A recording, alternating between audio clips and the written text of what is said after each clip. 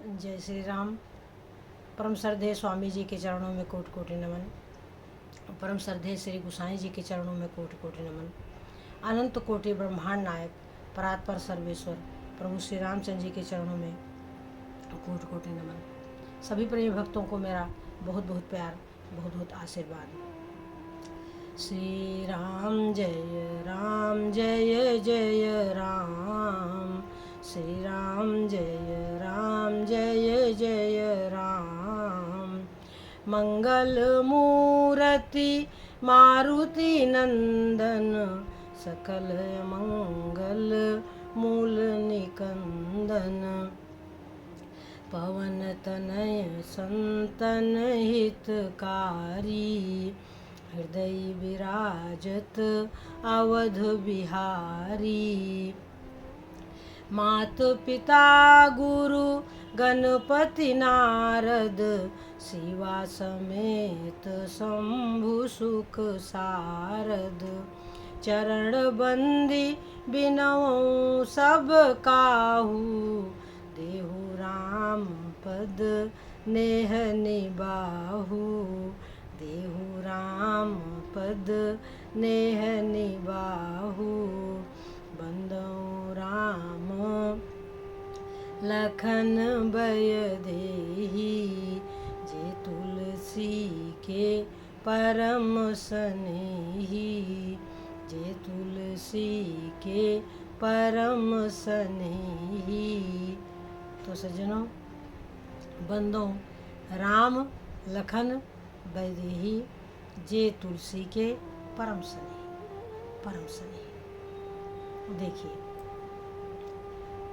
मानस में काकभुसुंडी जी के भाव को देखें। काकभुसुंडी जी महाराज को जब ब्राह्मण का शरीर प्राप्त हुआ तो वे क्या करते थे कि सभी ऋषियों मुनियों महात्माओं के आश्रम में जाते थे। उनको प्रणाम करके प्रभु श्री रामचंद्र जी के विषय में पूछते थे। तो जितने ऋषि मुनि महात्मा थे वो थोड़ा सा भगवान के बारे में बता करके क्या करते थे कि निर्गुण का उपदेश देने लगते थे।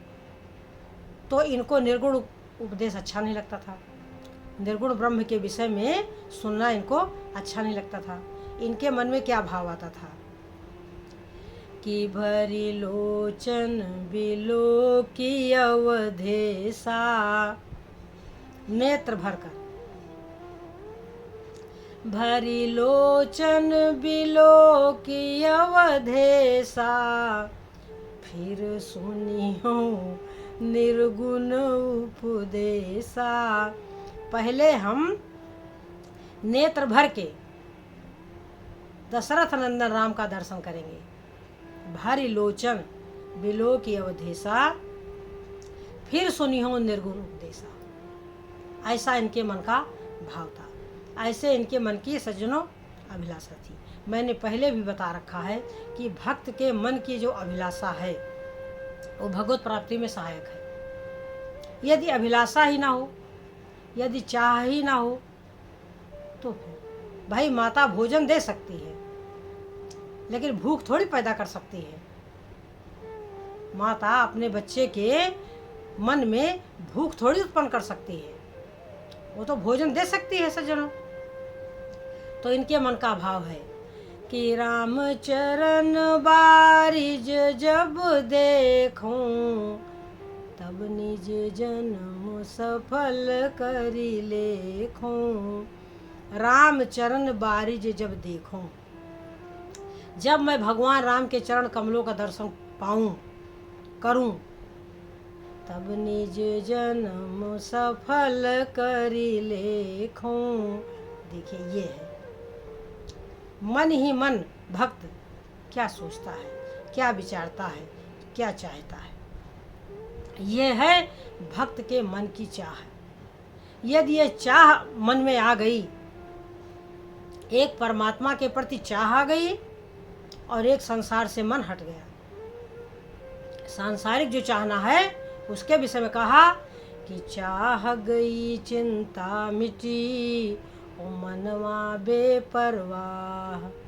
और जिनको कछु नहीं चाहिए, सो साहन पति साह। वह इस दुनिया में संसा है। गिरह गांठ नहीं बांधते, जब देवें तब खाएं, और हरि तिन के पाछे फिरें, भूखे ना रह जाएं। गिरह गांठ नहीं बांधते, उनको कल की चिंता नहीं है कि कल हम क्या करेंगे। अपना कर्तव्य कर्म करते हैं परंतु चिंता नहीं करते। देखो, कर्तव्य कर्म में और चिंता में बड़ा फर्क है। कर्तव्य कर्म हमेशा करना चाहिए परंतु चिंता नहीं करनी चाहिए। चिंता नहीं करनी चाहिए, भगवान का चिंतन करना चाहिए। चिंतन, भगवान का ध्यान, भगवान के नाम का जप। हमें मन की आंखों से हम केवल और केवल नारायण को देखें सज्जन। मन की आंखों से हम केवल नारायण का दर्शन करें। उनका नाम, रूप, लीला, धाम, अनेकों प्रकार के रहस्य। रहस्य क्या है? जो प्रभु कहते हैं वही रहस्य है। जो राम कहते हैं, जो कृष्ण कहते हैं, जो संत कहते हैं, वही परम रहस्य है। जो वेद कहते हैं, जो पुराण कहते हैं, जो गीता कहती है, जो रामचरितमानस कहते हैं, वही हमारे लिए परम धन है, वही हमारे लिए अमृत है। उसी पथ पर हमको चलना चाहिए। ना चल सके तो कोई बात नहीं है, परंतु प्रयास तो करते रहें, प्रयास करते रहें। एक दिन सफल हो ही जाएंगे। यदि कोई प्रयास करेगा तो उसको सफलता अवश्य मिलेगी, परंतु कोई अभ्यास ही ना करे, कोई कोशिश ही ना करे, किसी के मन में चाह ही ना हो, तो सज्जनों फिर उसके लिए क्या किया जाए? उसका तो कोई इलाज नहीं है। अब सत्संग सुनते रहें, जैसा संत कहते हैं कि ठीक है, हम बहुत कमज़ोर हैं, हम इस बात को मानते हैं, हम जीव हैं। क्यों? माया बड़ी विकराल चीज़ है। माया क्या है कि शिव बिरंची का हम मोह को है बपुरान। शिव बिरंची का मोह है। ब्रह्मा और शंकर भी मोहित हो जाते हैं। आप सबको सज्जनों कथा पता है कि जब मोहिनी के रूप में शंकर भगवान मोहित हो गए थे, तो फिर अब किसको कहा जाए? भगवान राम ने, भगवान विष्णु ने जब मोहिनी का रूप बनाया तो उनके पीछे पीछे भागने लगे महादेव।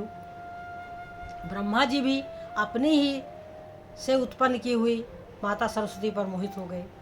तो सज्जनों, ये तो शिव बिरंच कहा मोह है को है बपुरान। पाराशर मुनि जो वायु का भक्षण करते थे, वो सत्यवती पर मोहित हो गए सज्जनों। तो ये तो माया नगरी है। भगवान ने माया बनाई ही इसीलिए है कि ये संसार ऐसे ही फूलता फूलता रहे। परंतु माया में रहते हुए भी हम भगवान को प्राप्त कर सकते हैं, क्योंकि माया कोई और नहीं है, माया भगवान की रचना है। और हम रचना से प्रेम करते हैं। भगवान की जो रचना है हम उससे प्रेम करते हैं, हम भगवान से प्रेम नहीं करते। यदि हम भगवान से प्रेम करें तो ये माया हमारे लिए कुछ नहीं है। ये माया हमारा कुछ नहीं बिगाड़ सकती सज्जनों। इसीलिए कहा, जब भगवान राम ने अपने ऐश्वर्य का दर्शन माता कौशल्या को कराया तो माता कौशल्या ने क्या देखा कि देखी माया सब विधि गाढ़ी। देखा, क्या देखा प्रभु के भीतर कि देखी माया सब विधि गाढ़ी, अति सभीत जोरे कर ठाढ़ी।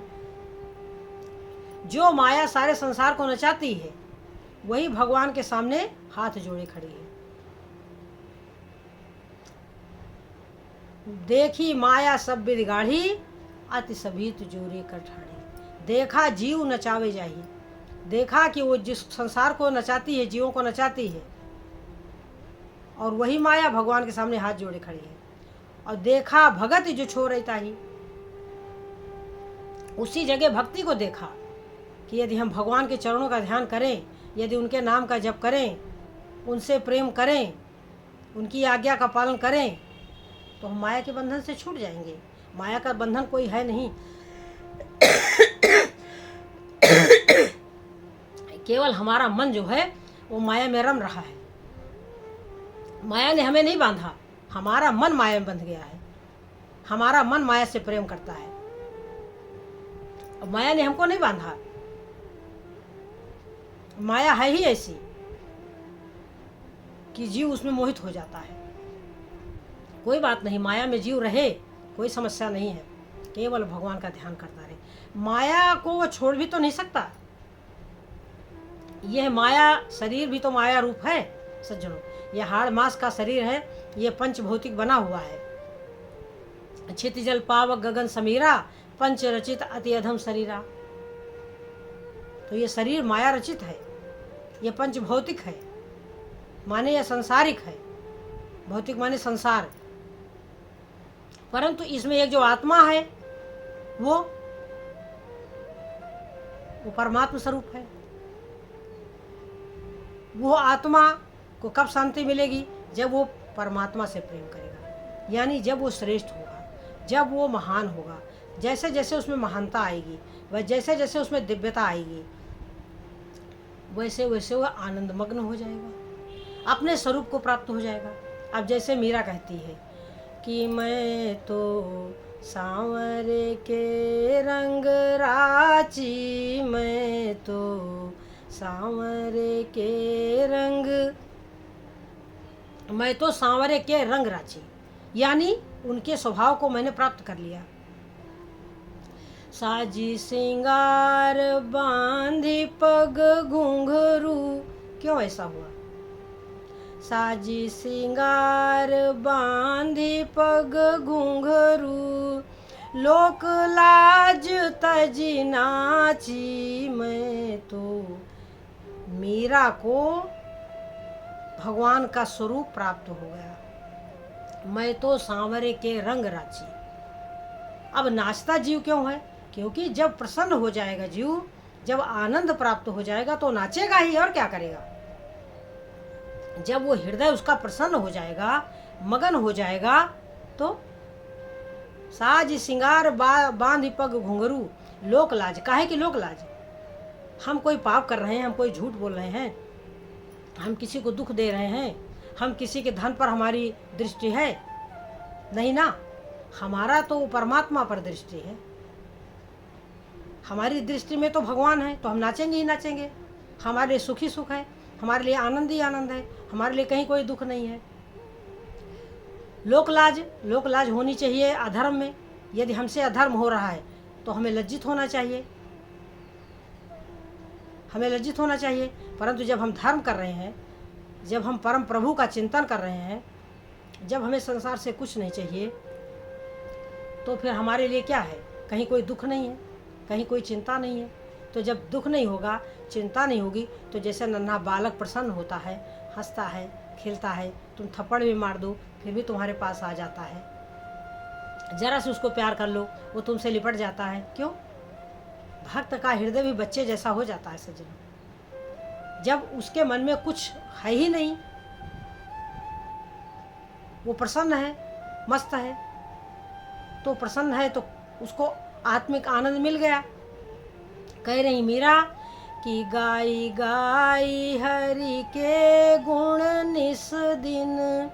रात दिन मीरा क्या करती हैं? भगवान का गुणगान करती हैं। गाई गाई हरि के गुण निस दिन, काल ब्याल सू बाची, मैं तो सांवरे के रंग राची, मैं तो गाय गाय हरि के गुण निस दिन, नित्य प्रति भगवान का गुणगान करके काल रूपी सर्प से मैं बच गई। काल ब्याल सू बाची।